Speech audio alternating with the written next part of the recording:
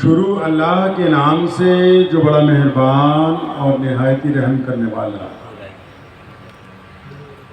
تمام ساتھی درود شریف پڑھ لیں پہلے. اللہم صلی علی محمد وعلی آل محمد کما صلیت علی ابراہیم وعلی آل ابراہیم انک حمید مجید. اللہم بارک علی محمد وعلی آل محمد کما بارکت علی ابراہیم وعلی آل ابراہیم انک حمید مجید. نماز اچھی ہے،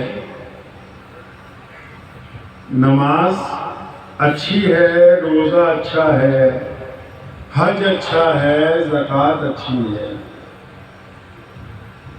مگر میں باوجود اس کے مسلمان ہو نہیں سکتا. نماز اچھی ہے، روزہ اچھا ہے، حج اچھا ہے، زکوٰۃ اچھی ہے، مگر میں باوجود اس کے مسلمان ہو نہیں سکتا. نہ جب تک کٹ مروں میں خواجہ بطحا کی حرمت پر، خدا شاہد ہے کہ کامل میرا ایمان ہو. صلی اللہ علیہ وسلم، صلی اللہ علیہ وسلم. آواز کا ہٹا دی روٹی جمہور ہے. صلی اللہ علیہ وسلم، صلی اللہ علیہ وسلم، صلی اللہ علیہ وسلم. مصعب بن عمیر رضی اللہ تعالیٰ عنہ شہزادے 2,00,000 دینار کے کپڑے سلتے. یمن میں کئی بار شام میں وہ جوڑا سل کے آتا ہے تو پہنتے. بچپن بڑے نازوں نخروں میں گزرا ہے. گھر میں سامان بڑا قیمتی استعمال کرتے ہیں کیونکہ باپ بہت بڑا جاگیردار تھا، کاروبار بہت بڑا تھا. اچانک ایک دن پیغمبر اعظم محمد رسول اللہ صلی اللہ علیہ وسلم کے دیدار ہو گئے. رسول اللہ صلی اللہ علیہ وسلم کو دیکھ لیا مصعب نے. پیارے پیغمبر صلی اللہ علیہ وسلم کے ہاتھ پر ایمان لے آیا. ادھر سارے مکے کے لوگ جتنے چودھری تھے مکے کے بڑے بڑے اس وقت کے، وہ پیغمبر نبی علیہ السلام کے مخالف ہیں. اب یہ جب مسلمان ہو گئے، کلمہ پڑھ لیا، چچا کو پتہ لگا کیونکہ باپ کے انتقال کے بعد چچا وارث تھا، کاروبار بھی چچا کے پاس تھا، گھر بھی چچا کے اختیار میں تھا. جب چچا کو پتہ لگا کہ اچھا میرے بھتیجے نے محمد رسول اللہ کے ہاتھ پر ان کی وفاداری کا اعلان کر لیا، وعدہ کر لیا، تو جب یہ گھر پہ آئے تو چچا نے کہا کہ بھائی مجھے پتہ لگا کہ تم محمد رسول اللہ صلی اللہ علیہ وسلم کے ہاتھ پر ایمان لے آیا، ان کا ساتھی بن گیا.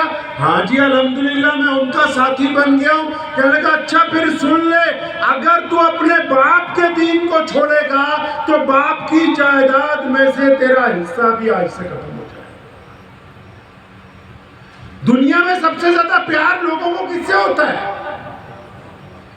ابن صفی کا ایک شعر مجھے یاد ہے، میں نے بچپن میں پڑھا. اس نے کہا تھک ہار کے آخر ہم نے اب یہ تسلیم کیا ہے، اپنی ذات سے عشق سچا، باقی سب افسانے.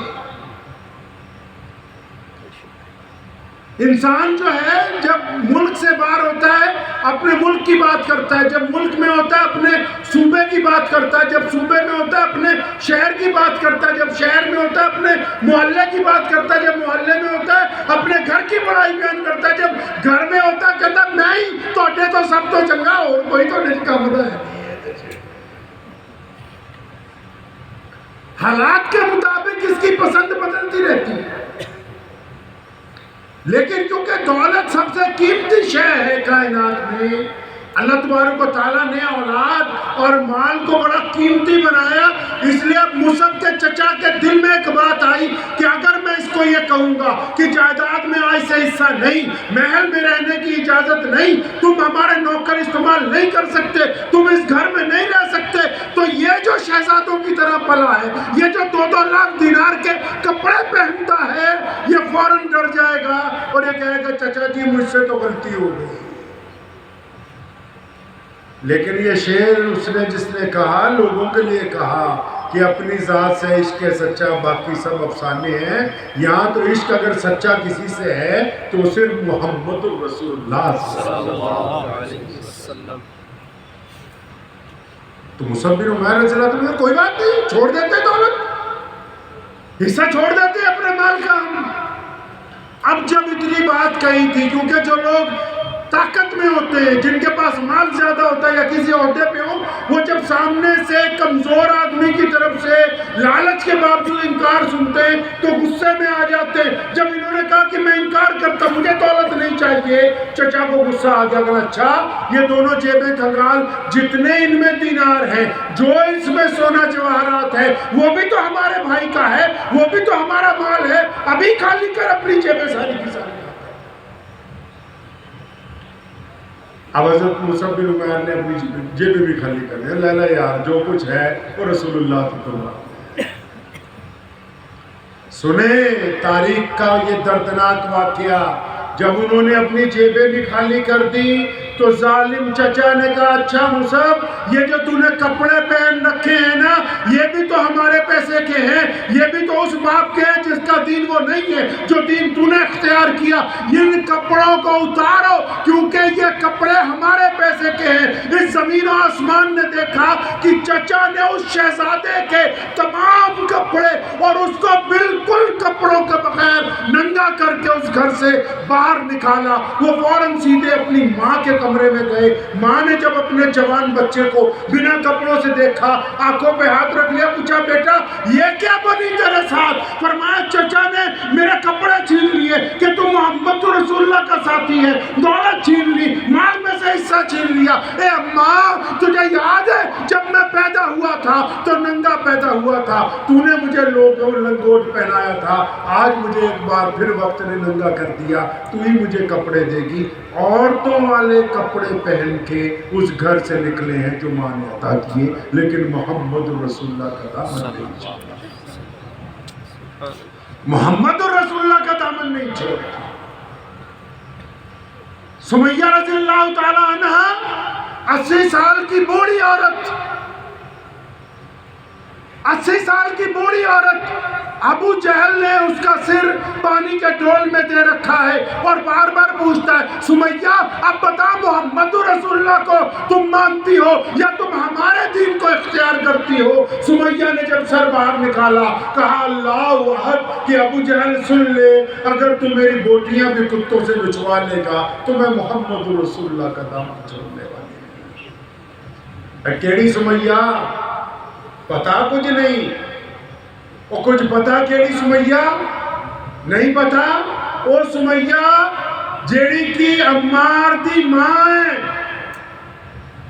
اور سمیہ جیڑی کی حضرت یاسر رضی اللہ تعالیٰ عنہ دی سوچ ہے.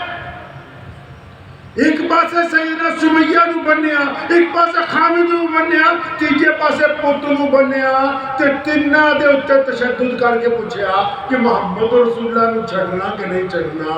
تینہ نے ایک کوئی گل کہی نہیں، محمد رسول اللہ دے نال جڑا لڑ لگ گیا اے نہیں چھڑنا. صحابی رضی اللہ تعالیٰ عنہ محمد رسول اللہ صلی اللہ تعالیٰ علیہ وسلم کے مدینہ المنورہ کے لیے نکلے ہجرت کے لیے چھپ کے، لیکن معاہدہ ہو چکا تھا کہ اگر کوئی بندہ مکے سے بھاگ کے مدینے جائے گا ہم واپس کریں گے. وہ چھپتے چھپاتے مدینے پہنچے. جس دن مدینے پہنچے پیروں میں سے زخم تھے، بازوؤں میں زخم تھے، خون رس رہا تھا.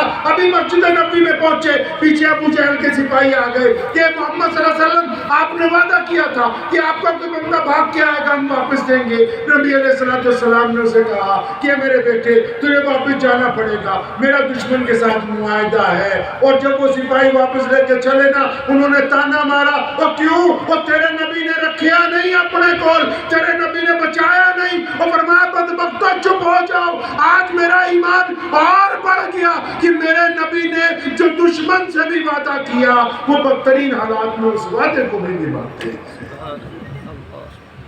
اس وعدے کو بھی محمد رسول اللہ صلی اللہ علیہ وسلم.